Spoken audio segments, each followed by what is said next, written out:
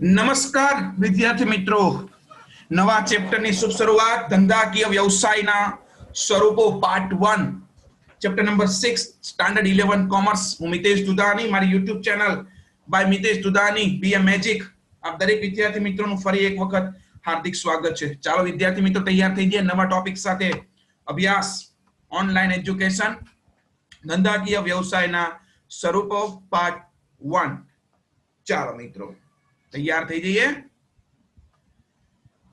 વ્યક્તિત્વ માલિકી ટોપિક પહેલો છે. વ્યક્તિત્વ માલિકી. જે ધંધાકીય એકમની માલિકી, સંચાલન અને અંકુશ કરનાર વ્યક્તિ પોતે એક જ છે, એવી માલિકી, એવી પેઢી જેની અંદર નફો નુકસાન પણ એક વ્યક્તિ પોતે જ ભોગવે છે, મતલબ એને કહેવાય વ્યક્તિત્વ માલિકી. વ્યક્તિત્વ માલિકી જે ધંધાકીય એકમમાં માલિક એક છે, સંચાલન એકલો કરે છે, અંકુશ પણ એક જ ઉપર છે, નફો થાય કે નુકસાન થાય પોતે એક જ ભોગવાઈ કરશે, તો એને કહેશું આપણે વ્યક્તિત્વ માલિકીની પેઢી. વ્યક્તિત્વ માલિકી બહુ simple example my dear friends. કરિયાણાના વેપારી, કરિયાણાની દુકાન, સ્ટેશનરી ચલાવતો વ્યક્તિ, ધોબી, દુકાનદાર. અરે તમને અહીંયા ચિત્રાત્મક બાબતે પણ મેં તમને રજૂઆત કરી છે. જે ધંધાકીય પેઢી જે માલિકી એકની જ છે, એ ચાહે કરિયાણાની દુકાનનો વેપારી હોય, સ્ટેશનરી ચલાવતો હોય, ધોબી હોય કે મોચી હોય, એ છે વ્યક્તિત્વ માલિકી. વ્યક્તિત્વ માલિકીની વ્યાખ્યા હજી એક સંચાલન શાસ્ત્રી મિસ્ટર લુઈસ હેનરીએ કીધું છે કે એકાકી વેપારી પેઢી જેમાં વેપાર વ્યવસ્થાનું એવું સ્વરૂપ જેની ટોચ પર એક જ વ્યક્તિ બિરાજમાન છે, અને એ વ્યક્તિ જે એક વ્યક્તિ બિરાજમાન છે, એ જ વ્યક્તિ એ ધંધાનો જવાબદાર છે. ધંધાના કાર્યો પણ એ જ દોરે છે અને નિષ્ફળતાનું જોખમ પણ પોતે જ વહોરે છે. એટલે એને કહેવાય વ્યક્તિત્વ માલિકી.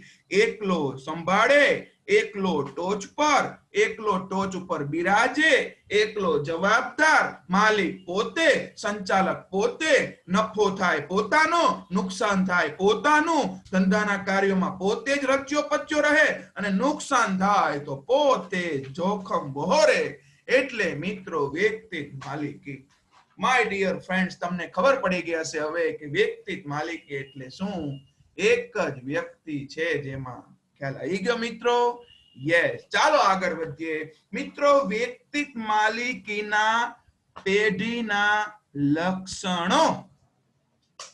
એવા લક્ષણો જેના ખબર પડી જાય આપણને કે આ પેઢી વ્યક્તિત્વ માલિકીની છે.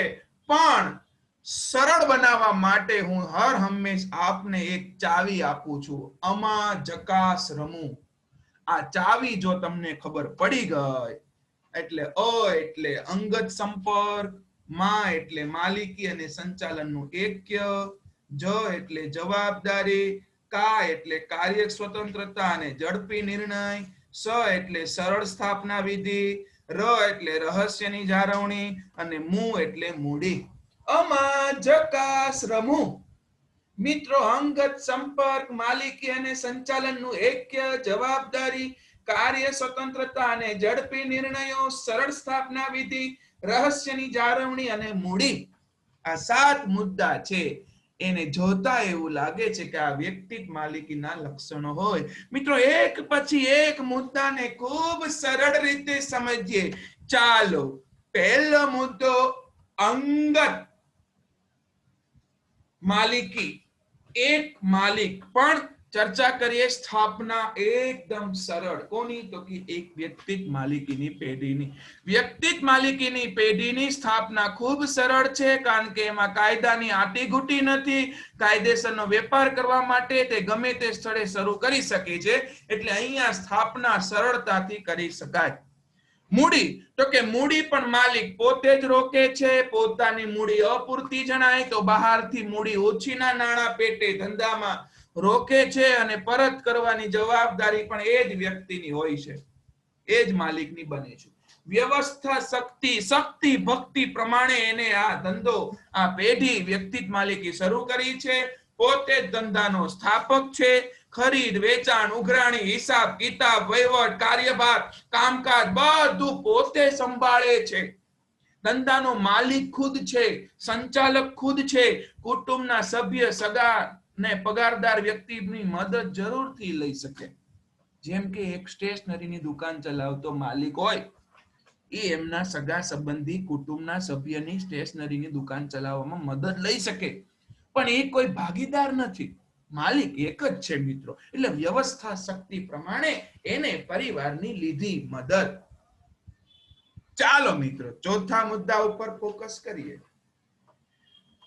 ચોથો મુદ્દો કાર્ય સ્વતંત્રતા અને ઝડપી નિર્ણય. એકલો માણસ છે, કોઈને પૂછવા જવું ન પડે, ઝડપી નિર્ણય, સરળતાથી નિર્ણય લઈ જઈ શકે, સ્વતંત્રતાથી કામ કરી શકે, સૂઝબૂઝ આવડત પ્રમાણે એ સંપૂર્ણ એક માલિક એટલે પોતે નિર્ણય લે.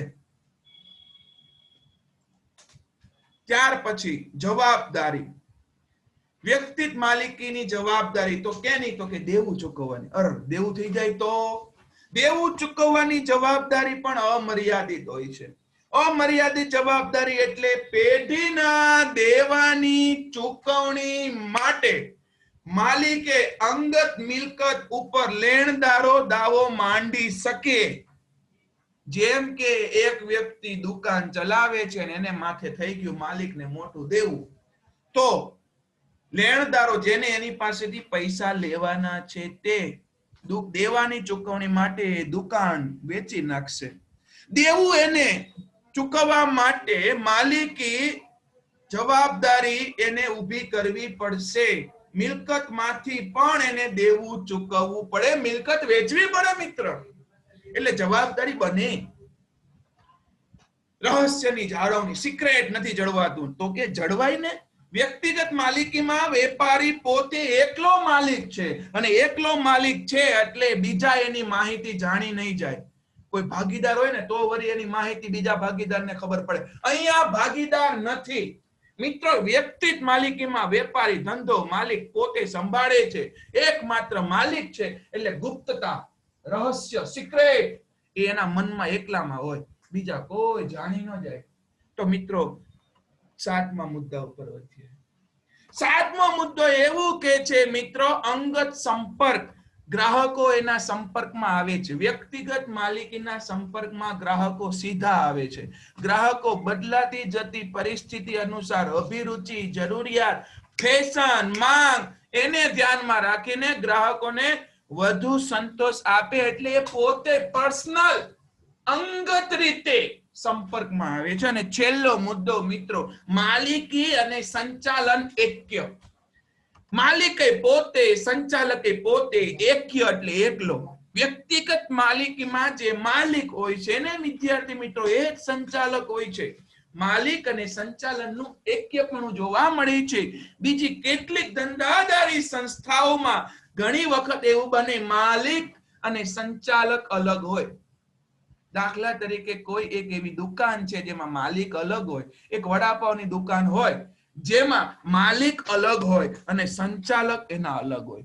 પણ ઘણા આપણે વાત કરવી છે વ્યક્તિગત માલિકીની પેઢી, એટલે જેની દુકાન વડાપાવની હોય, માલિક પોતે જ હોય, પોતે જ સંભાળતો હોય, નફો નુકસાન થાય તો પોતે જ ચકાચક સંભાળી લે. ગમે ત્યારે કાંઈ પણ ગમે એવી પરિસ્થિતિ આવે તો એને જ ભોગવવાનું હોય, એને આપણે વ્યક્તિગત માલિકી કહેવાય. મિત્રો આજે આપણે ચર્ચા કરી વ્યક્તિગત માલિકીના લક્ષણો. થેન્ક યુ સો મચ વિદ્યાર્થી મિત્રો. Do you have any question? તમે મને વોટ્સઅપ કરી શકો છો 9714452467. ફેસબુક, ઇન્સ્ટા, ટ્વિટર યા તો વોટ્સઅપ તમે મને ફોલો કરી શકો છો. આપે હજુ પણ મારી ચેનલને સબસ્ક્રાઇબ નથી કરી તો જરૂરથી વિદ્યાર્થી મિત્રો સબસ્ક્રાઇબ કરશો, લાઈક કરો, કોમેન્ટ કરો, શેર કરો, અન્ય જરૂરિયાતમંદ વિદ્યાર્થી સુધી આ વિડીયોને પહોંચાડો. થેન્ક યુ સો મચ વિદ્યાર્થી મિત્રો. દરેક વિદ્યાર્થી મિત્રોને જય શ્રી કૃષ્ણ. નવા ટોપિક સાથે ફરી મળીશું. જય શ્રી કૃષ્ણ મિત્રો.